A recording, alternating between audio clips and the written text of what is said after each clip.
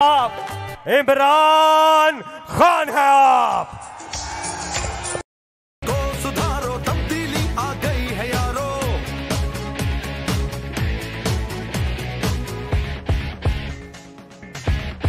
तब्दीली आ नहीं रही, तब्दीली आ गई है।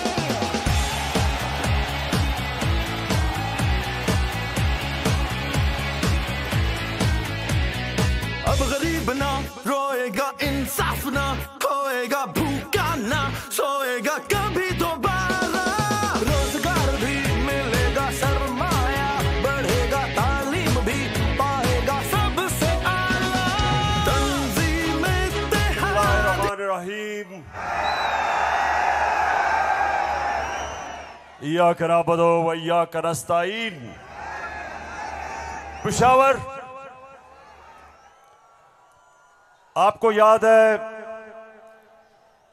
कि मैं आखिरी दफा यहां कब जलसा किया था?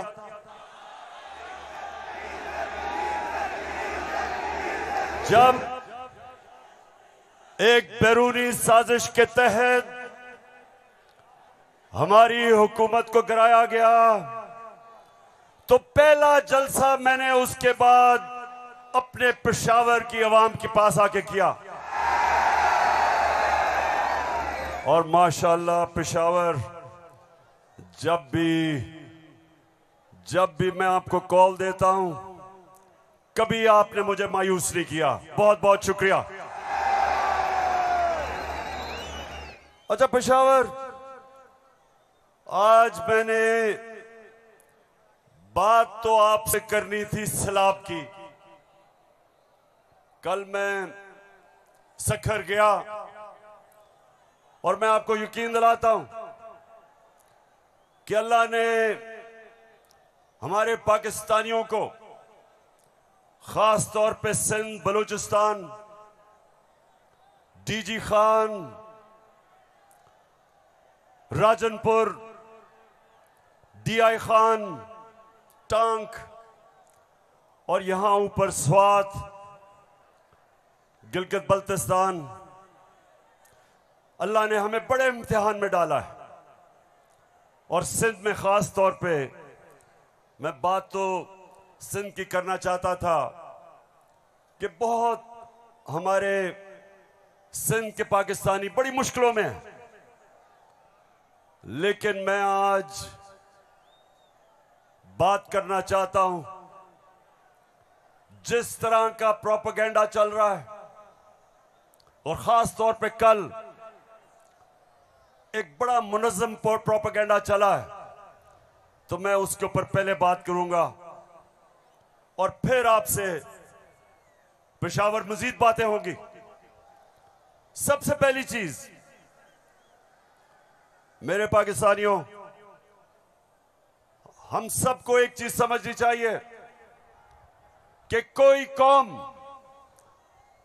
पेशावर मेरी कोशिश ये है कि मेरा ये सारे जो नौजवान यहां खड़े हैं, मैं आपकी तरबियत भी करूं, आप में सियासी शऊर पैदा करूं, आपको समझाऊं कि हकीकी आजादी क्या है, आपको समझाऊं कि ला इलाहा इल्लल्लाह ये कैसे एक इंसान को आजाद करता है। कैसे जब अल्लाह से आप दावा करते हैं कि अल्लाह तेरा सिवा कोई खुदा नहीं, तो आप अपनी वो जंजीरें तोड़ते हैं जो इंसान को जमीन पे रखता है, इंसान की परवाज रोकता है। ये जंजीरें परवाज रोकती हैं इंसान की, उसकी अजमत की। और मेरे नबी सल्लल्लाहु अलैहि वसल्लम ने मदीना में ला इलाहा इल्लल्लाह से इंसानों को आजाद कर दिया। छोटे इंसान बड़े इंसान बन गए। वो अरब जिनकी कोई हैसियत नहीं थी, चंद सालों में, पेशावर, चंद सालों में दुनिया की इमामत की उन्होंने। ये तारीख का हिस्सा है। और मेरी भी कोशिश है कि मैं अपनी कौम की जो जंजीरें बंधी हुई हैं जमीन से, जो हम ऊपर परवाज नहीं कर पा रहे हैं। मेरी भी कोशिश यह है कि मैं अपने नबी सल्लल्लाहु अलैहि वसल्लम की सुन्नत पे चलते हुए अपनी कौम को जगाऊं और कौम को आजाद करूं, ताकि ये जंजीरें टूटे और मेरी कौम ऊपर परवाज करे। तो सबसे पहले ये जो प्रोपेगेंडा किया जा रहा है, ये जो चोरों का टोला एक अमरीकी साजिश के तहत इस मुल्क पर मुसल्लत किया गया, ये जो साजिशी टोला, ये जो इस मुल्क का 30 साल से खून चूस रहा था, आज हमारे ऊपर बिठाया गया हमारी बेहतरी के लिए नहीं। There's no place like your home. So, create a home that you love spending time in. इस कौम को नीचा बनाने के लिए, कमजोर करने के लिए, और इसलिए मैं आपके पास आया हूं, दूसरी दफा आया हूं कि पेशावर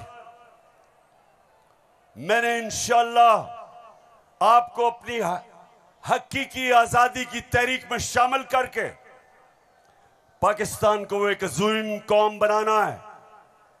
जो अल्लामा इकबाल की ख्वाब थी, वो कौम जो कि इंशाअल्लाह वर्ल्ड लीडर्स बनाएगी, जो खुशहाल होगी, जिधर हरे पासपोर्ट की दुनिया इज्जत करेगी, जिधर जब और इंशाअल्लाह एक दिन आएगा जब हमारे पाकिस्तान से बाहर जाएंगे तो दुनिया कहेगी कि वो देखो पाकिस्तानी आ रहा है।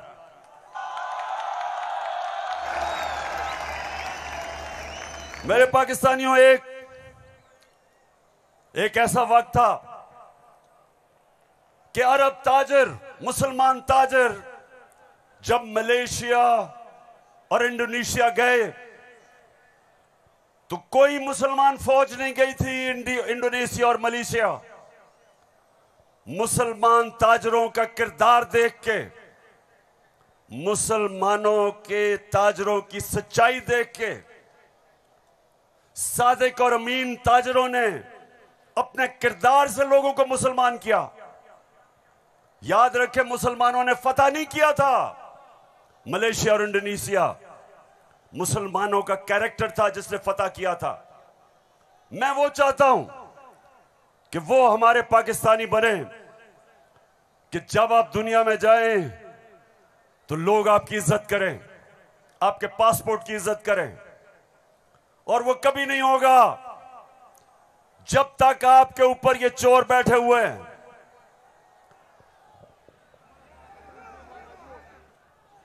शहबाज शरीफ, मैं चाहता हूं पेशावर जरा गौर से, क्योंकि आज मैंने बड़ी वीडियोस दिखानी है आपको।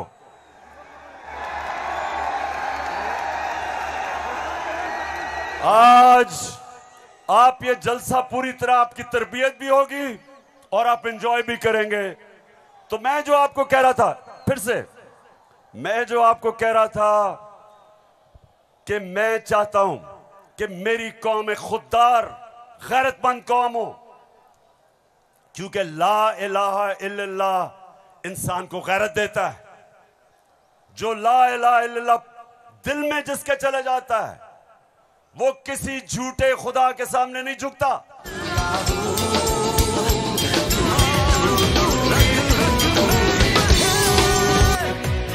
सबसे आगे पाकिस्तान, कि किस तरह की कौम मुझे चाहिए। और जरा ये देखें इंपोर्टेड क्राइम मिनिस्टर को। मैं सऊदी अरब से होके आया हूं, मैं यूएई के होके, अभी मैं तुर्की होके आया हूं, और मैंने उन भाइयों को कहा कि आप हमारे बड़े अजीम भाई हैं, हमेशा आपने हमारी मदद की। और मैंने यही कहा, जब मैं आया हूं तो आप समझेंगे शायद ये मांगने आया है, मैं मांगने नहीं आया। मैं आया हूं तो आप समझेंगे शायद ये मांगने आया है, मैं मांगने नहीं आया, लेकिन मजबूरी है। जिस तरह माजी में 75 साल में आपने हमारा हाथ बटाया है, कुछ अर्सा आप हाथ बटा। मैंने कहा मैं वादा करता हूं कि इंशाअल्लाह हम पूरी कौम, हम मिलकर दिन रात मेहनत करेंगे, पसीना कराएंगे, अपने पांव पे खड़े होंगे। क्यों पेशावर, सुन लिया है? ऐसे आदमी को आप अपना प्राइम मिनिस्टर मानते हो?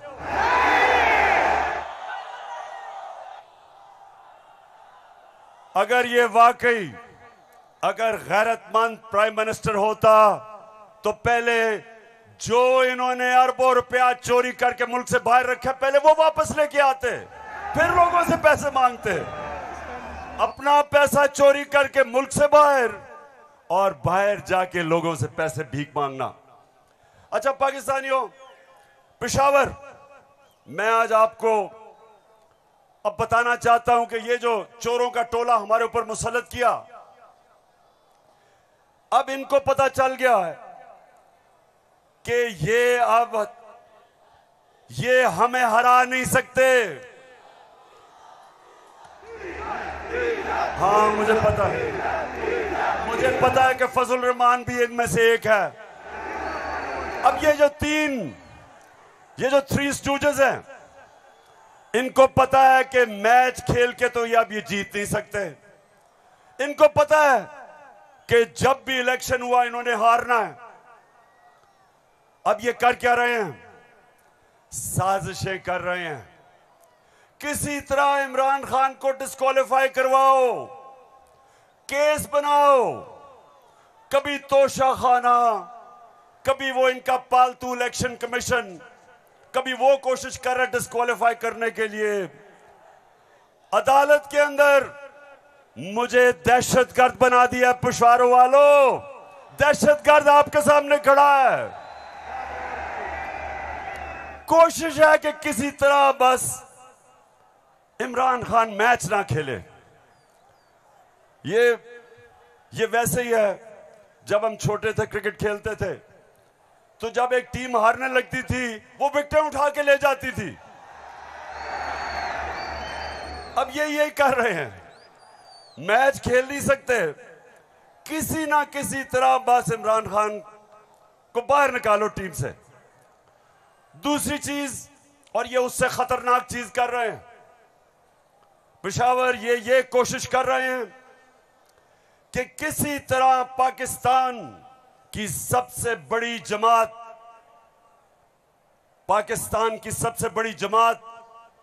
इसको किसी तरह पाकिस्तान की फौज से लड़ाया जाए। ये इनकी दूसरी कोशिश है। पहले डिस्क्वालीफाई करो और साथ साथ कोशिश करो कि पाकिस्तान की फौज के खिलाफ प्रोपेगेंडा करके लड़वाएं, और फिर पाकिस्तान की अदलिया के खिलाफ कि पाकिस्तान के अदारे किसी तरह तहरीके इंसाफ के खिलाफ हो और ये किसी तरह मैच जीत जाएं। बस मैं आज आपको वीडियोस दिखाने लगा हूं और मैं उससे पहले आपको बताऊं कि कोशिश इनकी क्या है। जो कुछ मैं कहता हूं, इनका प्रोपेगेंडा सेल बैठा हुआ है, वो हर चीज को मोड़ के कोशिश करता है कि या किसी तरह अदालत मेरे खिलाफ हो या किसी तरह फौज मेरे खिलाफ हो। अब मैंने क्या कहा था, मैंने अभी चंद रोज पहले क्या कहा, परसों मैंने क्या कहा, मैंने ये कहा कि फौज का जो आर्मी चीफ होता है उसको मेरिट पे सिलेक्शन होनी चाहिए।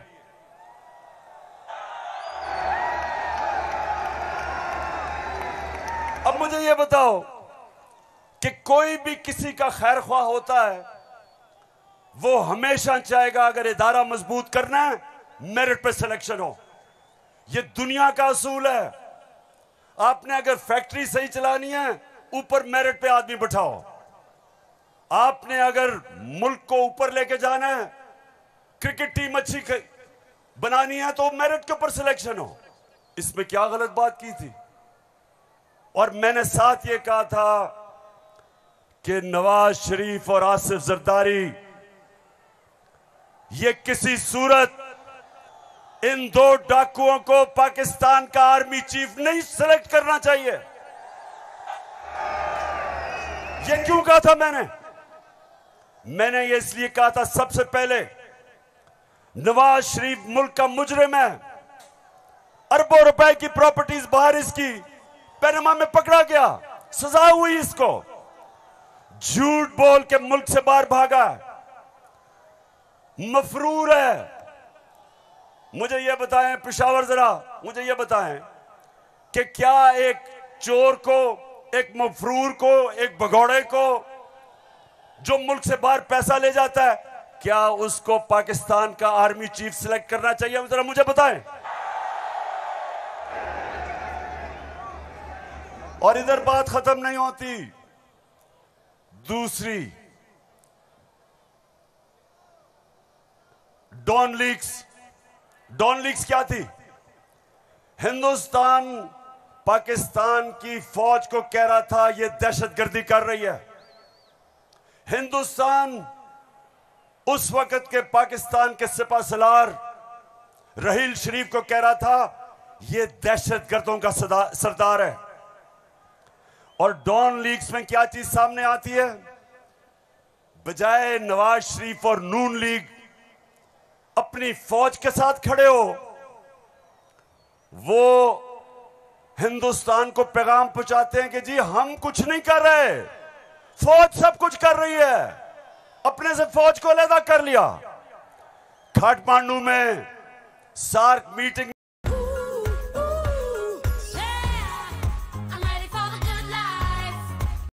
में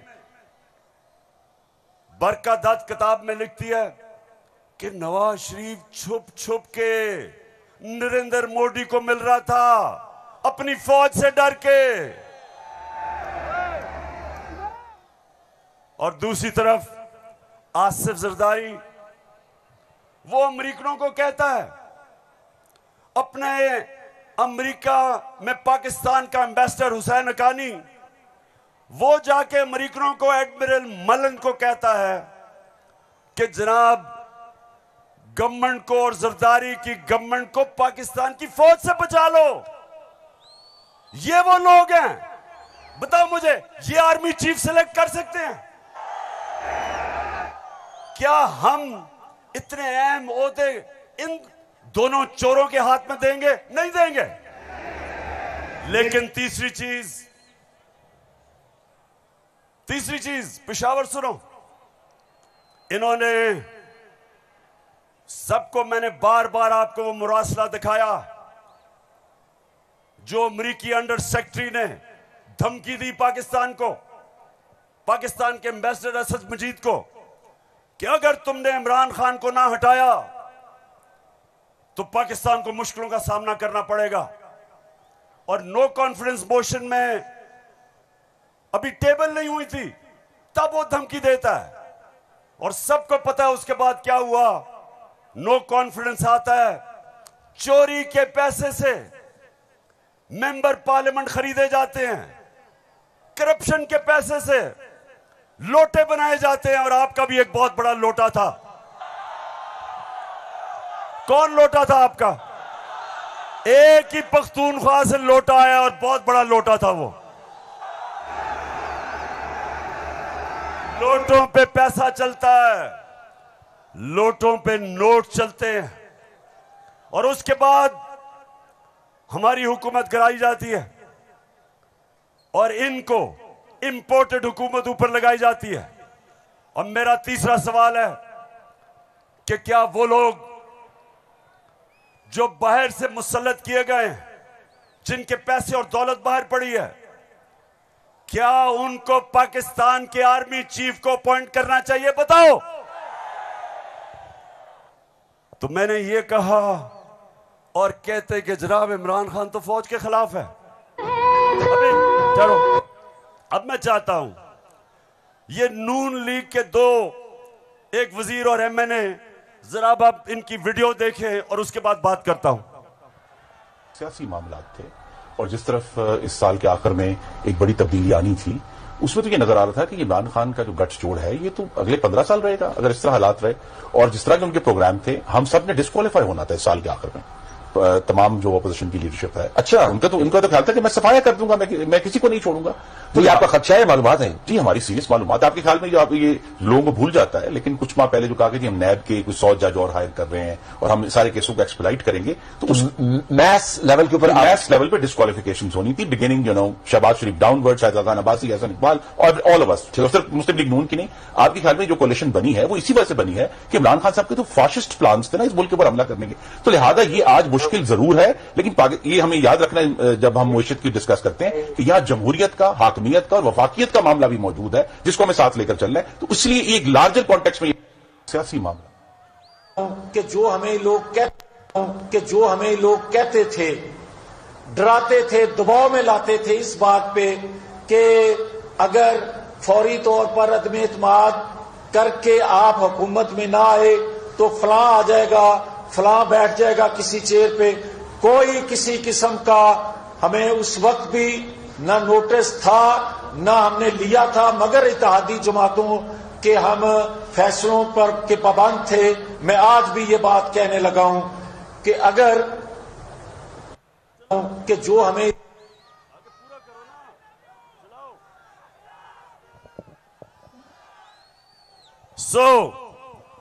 इसलिए ये हुकूमत हमारी गिराना चाहते थे कि इमरान खान एहतसाब ना कर दे। डर ये था कि अगर इमरान खान रह गया तो ये जेल में चले जाएंगे, क्योंकि इन्होंने जो चोरी किया वो पकड़ी जाएगी। मतलब ये कि ये इसलिए गिराना चाहते थे, महंगाई वजह नहीं थी, माइशत वजह नहीं थी, वजह सिर्फ एक थी कि इन्होंने एनआरओ लेना था और 1100 अरब रुपया अपना माफ करवाया। अब मैं ये चाहता हूं कि ये जो नून लीग प्रोपेगेंडा कर रही है कि इमरान खान फौज के खिलाफ है, जरा सुने कि इनके लीडर्स ने फौज के खिलाफ क्या बातें की। और मैं चाहता हूं मीडिया इसको दिखाए ताकि पता चले कि ये जो लोग आज इक्तदार में बैठे हैं और ये हर रोज प्रोपेगेंडा कि किसी तरह तहरीक इंसाफ और फौज की लड़ाई हो जाए, जरा ये सुने कि इन्होंने फौज के मुताल्लिक क्या बातें की थी। जनरल कमर जावेद बाजवा साहब, आपने हमारी अच्छी भली चलती हुकूमत को रुखसत करवाया, जजों से जोर जबरदस्ती से फैसले आपने लिखवाए। फौज के जवानों और अफसरों के नाम जब आप किसी फर्द वाहिद या मफाद परस्त टोले के लिए आइन तोड़ने के मुर्तकिब होते हैं, वहाँ आप खुद अपनी कौम को, अपने मुल्क और अपने लोगों को आइन शिकनों के रहमो करम पर छोड़ रहे होते हैं। हाँ, नवाज शरीफ ने ये जरूर किया कि उसने किरदारों और इदारों के दरमियान एक वाज़े लकीर खींच दी है। एक या दो अफराद इदारा नहीं हुआ करते, एक या दो अफराद इदारों की बदनामी का बायस बना करते हैं।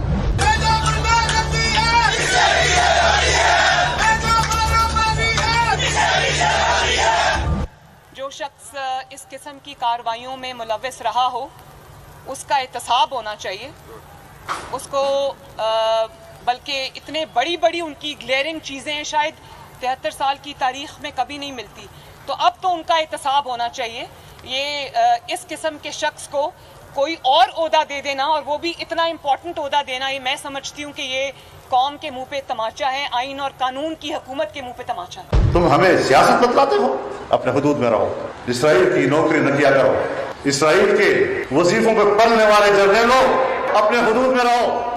बड़े रैंकों वालों से भी अपने आप को मुहतरम समझता हूँ, और अगर बिगड़ोगे तो फिर अगर हम बिगड़ गए तो अफगानिस्तान में अमेरिका का क्या हश्र हुआ, खुदा की कसम यहाँ तुम्हारा वही हश्र। तो हमारी किरदार कशी करना छोड़ दो।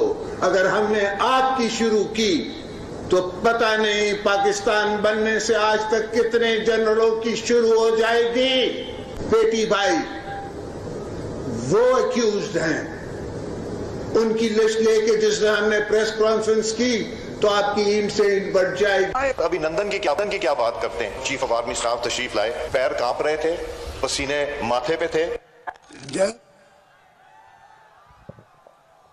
सुन लिया। Gwangyang Bay Area Free Economic Zone has many proud companies of Korea. सुन लिया। पेशावर मैं इसलिए ये बता रहा हूं कि ये वो लोग हैं जो हमें कह रहे हैं कि हम अपनी फौज के खिलाफ हैं। फौज भी मेरी, मुल्क भी मेरा।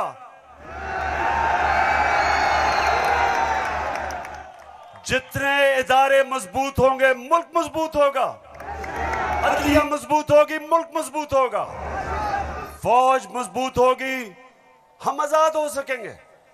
हम अपनी आजादी, हम किसी के सामने झुकेंगे नहीं।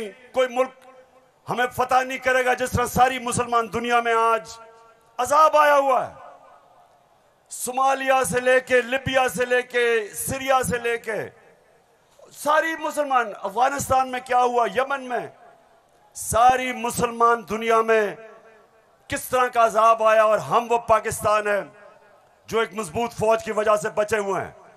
तो नून लीग वाले ये समझ जाओ कि हम वो लोग हैं जो इस मुल्क के इदारे मजबूत करेंगे।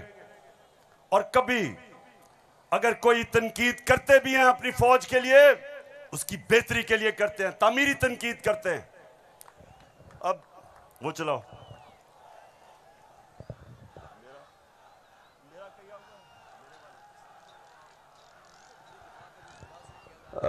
ये बड़ा इंपॉर्टेंट है, मैं अपनी सारी कौम के सामने कहना चाहता हूं। देखिए, एक तो जो फौज का इदारा है, कभी इसके खिलाफ बात ना करें, क्योंकि फौज एक ऐसी चीज है जो अगर हमारी फौज ना होती तो ये मुल्क में नहीं रहना था।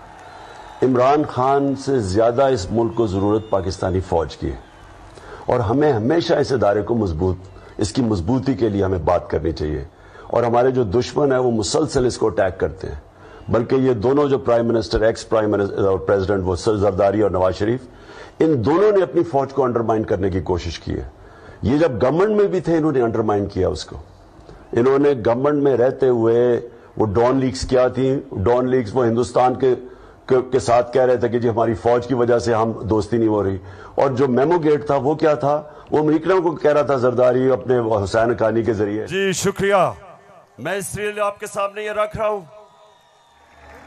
कि ये मैं आज से नहीं कह रहा, ये मैं हमेशा समझता हूं। और आज तो है ही 6 सितंबर।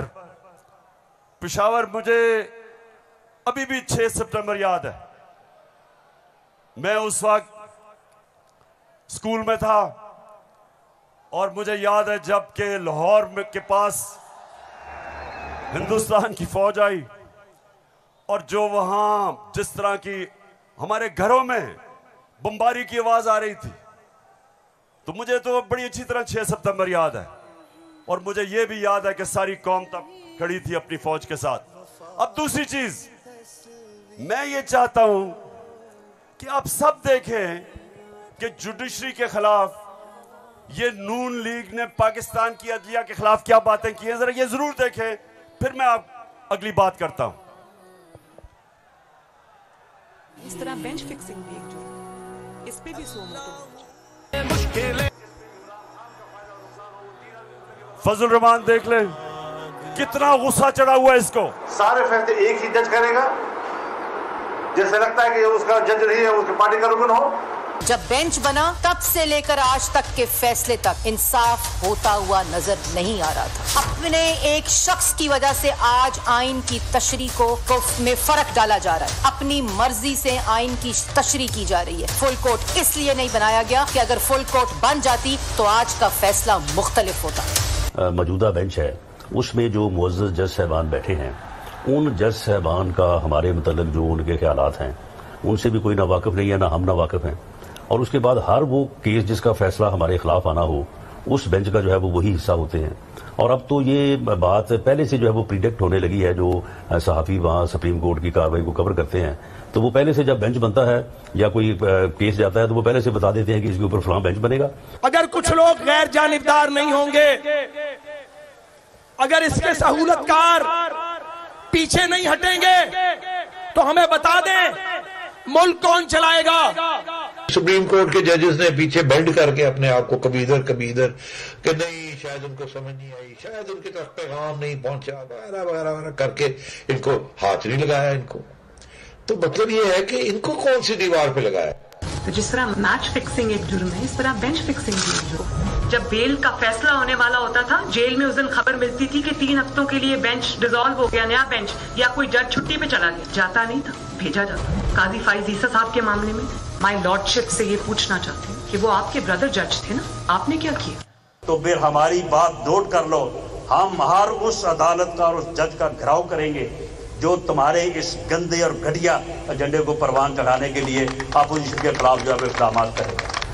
चीफ सेक्रेटरी साहब, आपको इस बात का जवाब देना पड़ेगा। आपने इधर ही रहना है, आपके बच्चों ने भी इधर ही रहना है। कमिश्नर लाहौर साहब, आपने भी इधर रहना है, आपने सर्विस भी करनी है। इसलिए आपको ये चाहिए था कि आप इस गैर कानूनी अमल के आगे दीवार बनते और इसे बजा लाने से इनकार करते। आला अदलिया के जजेस पार्टी बनकर अगर चीफ जस्टिस वो जबान इस्तेमाल करेंगे जो इमरान खान कंटेनर पे चढ़ के करता था, तो उस जबान का वही जवाब मिलेगा जो नवाज शरीफ के सियासी मुखालिफिन को दिया जाता है। आप कौन होते हो किसी की तौहीन करने वाले? आप कौन होते हो किसी की तज़हीक करने वाले? ऐसे नाइंसाफी पर मबनी फैसले करोगे, बुग्स पर मबनी फैसले करोगे, इंतकाम वाले फैसले करोगे तो कौन इज्जत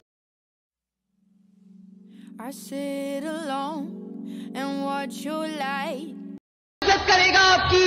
फिर तौहीने अदालत लगा देते हो। 5 मेंबर बेंच ने सियासी पार्टी बना दिया पूरी अदलिया को और उसको मुस्लिम लीग नून के सामने ला के खड़ा कर दिया।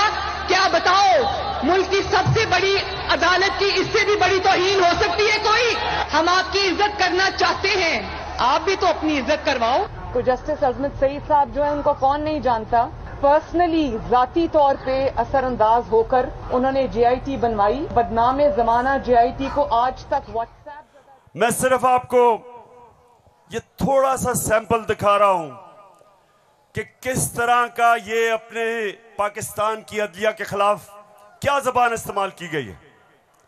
और मैं अपना आपको बता दूं, आज से 26 साल पहले जब मैंने सियासत शुरू की तो उसको इंसाफ की तहरीक का, आजाद अदलिया के लिए सबसे पहले हम खड़े हुए। जेल में वाहिद सियासी लीडर था जो आजाद अदलिया के लिए जेल में गया। 2008 की इलेक्शन बॉयकॉट की अपनी अदलिया के लिए। उसके बाद जब हम इक्तदार में आए तो इस्लामाबाद में 50 साल के बाद पहली दफा जुडिशल कॉम्प्लेक्स बनाया अपने जजेस के लिए। मैं ये इसलिए आपको कह रहा हूं कि जो कानून की बालादस्ती, रूल ऑफ लॉ, कोई माशरा आगे नहीं बढ़ सकता जब तक वहां इंसाफ नहीं होता, और इंसाफ देती है अदलिया। इसलिए हमने हमेशा अपनी अदलिया की इज्जत की है। ये जो नून लीग के लोग हैं जो आज जिस तरह की जबान इस्तेमाल कर रहे हैं, सोशल मीडिया पे अटैक कर रहे हैं इस्लामाबाद के चीफ जस्टिस को, ये कभी, मैं आपको ये बता रहा हूं कि मैंने कभी अपनी पार्टी को इजाजत नहीं दी कि अदलिया को अटैक करे, क्योंकि आखिर में इंसाफ होगा तो मुल्क में खुशहाली आएगी, और इंसाफ अदलिया देती है। मुझे बड़ा जनाब इन्होंने कहा कि देखें इमरान खान ने कोई बड़ी गलत जबान इस्तेमाल कर दी।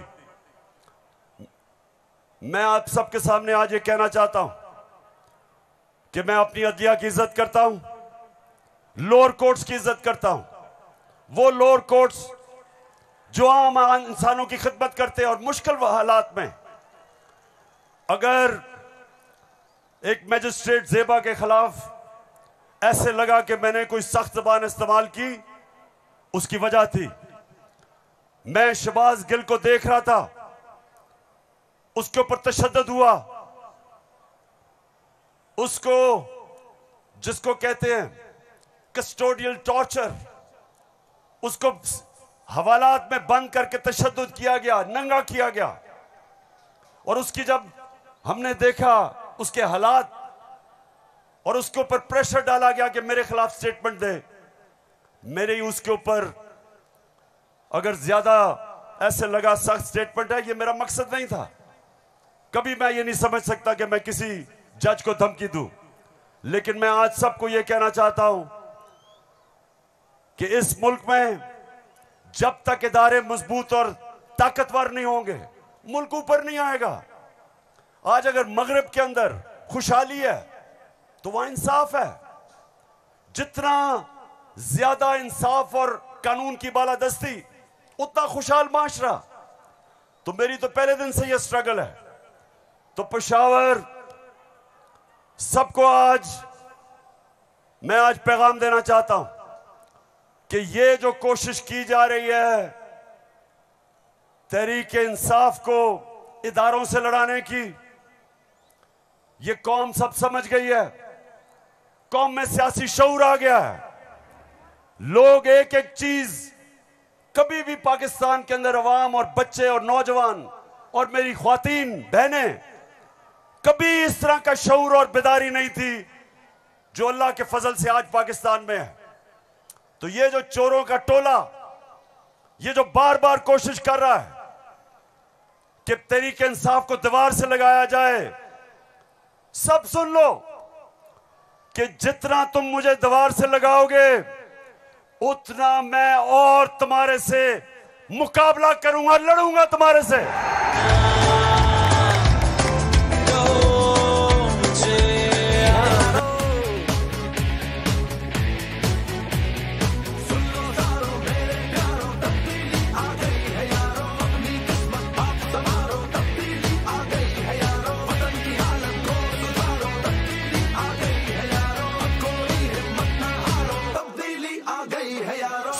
महीने से मैं पब्लिक में हूं, हर शहर में जा रहा हूं, अपनी कौम को तैयार कर रहा हूं कि मेरे पाकिस्तानियों, जब मैं तुम्हें कॉल दूंगा तुमने निकलना है मेरे साथ। कहती है ये राहे अमल, आओ हम सब साथ चले।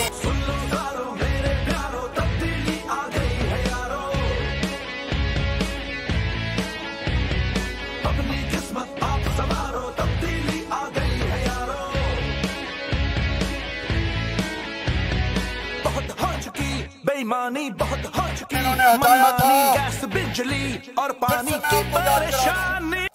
उस वक्त पाकिस्तान तेजी से तरक्की कर रहा था। जो इस हुकूमत ने जो किताब माइशत के ऊपर शाया की, जिसको कहते हैं इकोनॉमिक सर्वे ऑफ पाकिस्तान, उसके अंदर पाकिस्तान 17 साल के बाद सबसे तेजी से हमारी माइशत ऊपर जा रही थी। 5.6 और चौथे साल 6%। आज IMF कह रहा है, आलमी इदारा कह रहा है कि 6% से अब हमारी माइशत 1% से भी कम पे जा रही है। यानी माइशत सुकड़ रही है, बेरोजगारी बढ़ रही है, फैक्ट्रियां बंद हो रही हैं। किसान जिसने रिकॉर्ड पैदावार की थी, उसकी पैदावार नीचे जा रही है, क्योंकि बिजली और फजलुर रहमान की कीमत ऊपर चली गई है। ट्यूबवेल के लिए जो डीजल चाहिए वो महंगा हो गया। बिजली, अच्छा बिजली के बिल जिन जिन के पास आए हैं, जरा मुझे हाथ खड़े करके बताएं, कभी पाकिस्तान की तारीख में इतनी महंगी बिजली नहीं थी। क्या हुआ कि 4 महीने में कौन सी क़यामत आ गई कि बिजली की कीमत 18 रुपए यूनिट से 36 रुपए यूनिट और टैक्सेस मिला के 50 रुपए यूनिट पे बिजली पहुंच गई है। गंदम 850 रुपए पे 20 kg मिलती थी, आज कराची के अंदर 2000 रुपए पे नहीं मिल रही। बलूचिस्तान में देखें गंदम की कीमत किधर गई। हमारे दौर में, ये जरा गौर से सुने, हमारे दौर में तेल इंटरनेशनल मंडी में 103 से 115 डॉलर पे बिकता था। आज वो पहुंच गया $96 पे तेल की कीमत इंटरनेशनल मंडी में कम हो गई है, लेकिन हमारे दौर में 1 लीटर पेट्रोल 150 रुपए और 1 लीटर फजलुर रहमान 145 रुपए, आज 234 पे पहुंच गया। बिजली दुगनी, पेट्रोल डीजल ऊपर, सब कुछ महंगा और रुपया गिर रहा है। आईएमएफ के प्रोग्राम के बावजूद रुपया गिर रहा है। आईएमएफ ये कहता है कि आगे पाकिस्तान के जो माशी हालात है वो और बिगड़ने वाले हैं। बिजली की कीमत अभी और बढ़ेगी, जीएसटी लगेगा 17%, कीमत और ऊपर, पेट्रोल डीजल और ऊपर। तो मेरे पाकिस्तानियों, आज हम नहीं, आईएमएफ कह रहा है कि पाकिस्तान श्रीलंका की तरफ जा रहा है, यानी माशी तबाही की तरफ जा रहा है। तो सवाल आज ये है कि वो कौन थे, वो कौन मुजरिम थे, कौन इस कौम के गद्दार थे जिन्होंने बैरूनी साजिश का हिस्सा बन के इस मुल्क में आपकी हुकूमत कराई और इन चोरों को लेके आए।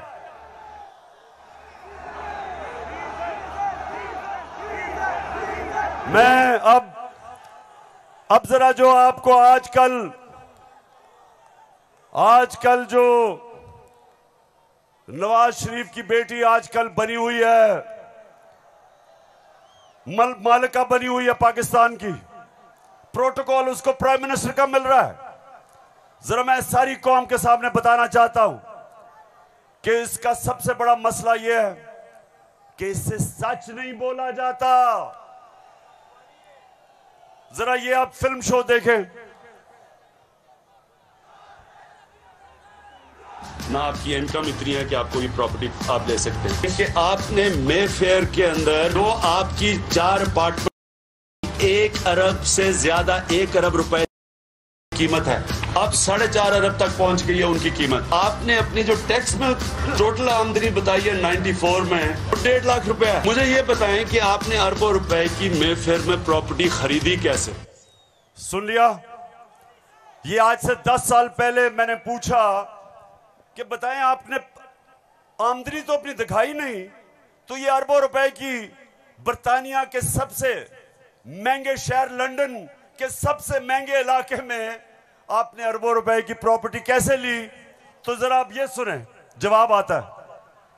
बात यह है कि जिन अरबों रुपए की मे फेयर की प्रॉपर्टीज की ये बात कर रहे हैं, ये तो पहले पता नहीं है। बताएं कौन सी प्रॉपर्टीज है, लाएं, दिखाएं, उसका कोई प्रूफ लाएं। सुन लिया? कहते किधर है ये प्रॉपर्टी, किसकी बात कर रहे हैं?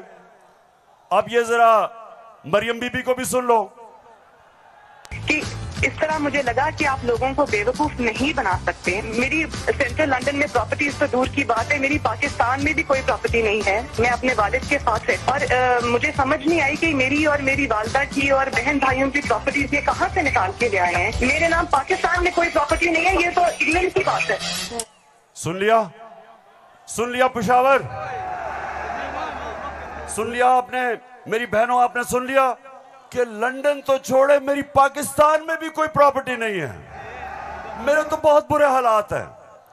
अब मरियम बीबी को नहीं पता था कि एक इंटरनेशनल इंकशाफ होता है, पैनामा पेपर्स। दुनिया में जो सीक्रेट डॉक्यूमेंट्स हैं वो लीक हो जाती हैं। बड़े बड़े दुनिया में प्राइम मिनिस्टर और वजीर सब पकड़े जाते हैं, उसमें हमारे शरीफ खानदान भी फंस जाता है। नवाज शरीफ, मरियम नवाज, हसन नवाज और हुसैन नवाज के बैरून मुल्क खुफिया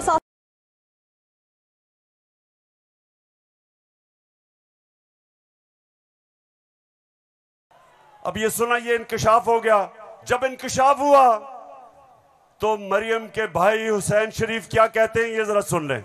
मैं इस बात को तस्लीम करता हूँ कि अल्हम्दुलिल्लाह पाक लेन के ऊपर जो अपार्टमेंट्स हैं वो अल्हम्दुलिल्लाह हमारे हैं। मैं इस बात को तस्लीम करता हूँ कि उनको ऑफशोर कंपनीज नेस्कॉल लिमिटेड और नीलसन लिमिटेड जो है उनको ओन करती हैं। और मैं आपको ये भी अर्ज करता हूँ उनको होल्ड कर रही है इस वक्त मरियम नवाज शरीफ, मेरी हमशीरा जो है। पेशावर सुन लिया कि छुपाई हुई थी प्रॉपर्टीज। एक हदीस है कि शैतान आप इंसान के गुनाह दुनिया में नशर कर देता है। वो दुनिया में नशर हो गए, उन्होंने कहा हमारी प्रॉपर्टीज नहीं, प्रॉपर्टी सामने आ गई। अब ये मैं आपको समझाने की कोशिश कर रहा हूं। असल में नवाज शरीफ की प्रॉपर्टी थी, मरियम बेचारी के पास किधर से पैसा आया? पैसा तो नवाज शरीफ का था। क्यों छुपा रहा था? क्योंकि आपके चोरी का पैसा था, अवाम से पैसा चोरी किया था। चोरी और करप्शन में क्या फर्क? चोरी होती है जो जेब कुतरा करता है, जो आपके घर में चोरी होती है, जो साइकिल चोरी होता है, मोटरसाइकिल, इंसान को नुकसान पहुंचता है। करप्शन, मुल्क का पैसा चोरी करने को करप्शन कहते हैं, और मुल्क तबाह होते हैं करप्शन से।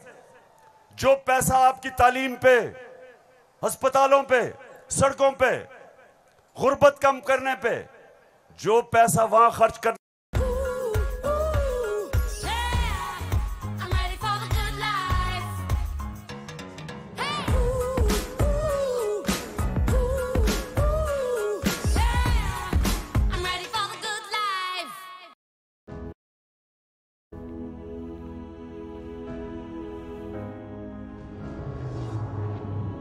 करना होता है, इनकी जेबों में चला जाता है, मुल्क से बाहर चला जाता है। इसलिए कौम में गरीब इसलिए नहीं होती कि उनके पास वसाइल नहीं है, असासे नहीं है। कौमें गरीब तब होती हैं जब उनके अपने सरबराह मुल्क को पैसा चोरी करके बाहर ले जाते। तो ये जो आज हमारे ऊपर मुसल्लत किए हुए हैं, सारी कौम तैयार हो जाए। मैं कभी इनको कबूल नहीं करूंगा, मैं कभी इनकी गुलामी कबूल नहीं करूंगा।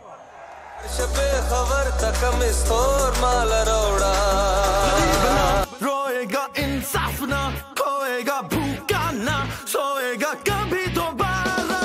रोजगार भी मिलेगा, सरमाया बढ़ेगा, तालीम भी पाएगा सबसे आला।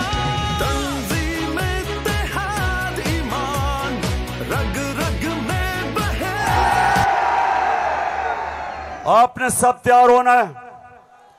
जिस तरह मैं आपको कह रहा हूं, कहता रहा हूं, मैं हूं आपका कप्तान और आप मेरी टीम हो।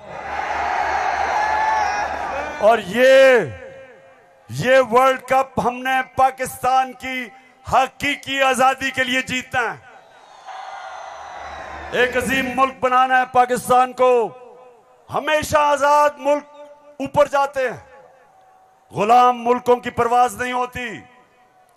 हम ये नहीं चाहते कि हम किसी दुनिया के मुल्क से लड़ाई करें। हम अमेरिका को मैं बार बार कहूं कि अमेरिका, हम अमन में आपके साथ हैं, किसी जंग में हम आपके साथ नहीं हैं। हम दोस्ती चाहते हैं, लेकिन हम किसी सूरत आपकी गुलामी नहीं चाहते। हम अपनी जमीन नहीं इस्तेमाल होने देना चाहते किसी और लड़ाई के अंदर। हम नहीं चाहते कि हमारी जमीन इस्तेमाल हो किसी भी दुनिया के मुल्क के ऊपर आप किसी किस्म की जारियाना कार्रवाई करें। हम ये नहीं चाहते। हम फिर से कहते हैं, हम अमन में सबके साथ हैं। हम तो हिंदुस्तान से भी अच्छी दोस्ती करेंगे, लेकिन पहले कश्मीरियों को उनका हकूक दो, उनकी स्टेटहुड वापस करो। हम हिंदुस्तान से भी बातचीत कर लेते, लेकिन हम किसी सूरत अपनी आजादी के ऊपर सौदा कभी नहीं करेंगे। मेरे साथ हो पेशावर, साथ हो मेरे। तो फिर से जाते हुए आखिरी बात, आप सब ने तैयार रहना है। मैं आपको कॉल दूंगा इस्लामाबाद की, और वो कॉल होगी इस मुल्क को इन चोरों से आजाद करने के लिए। पाकिस्तान जिंदाबाद।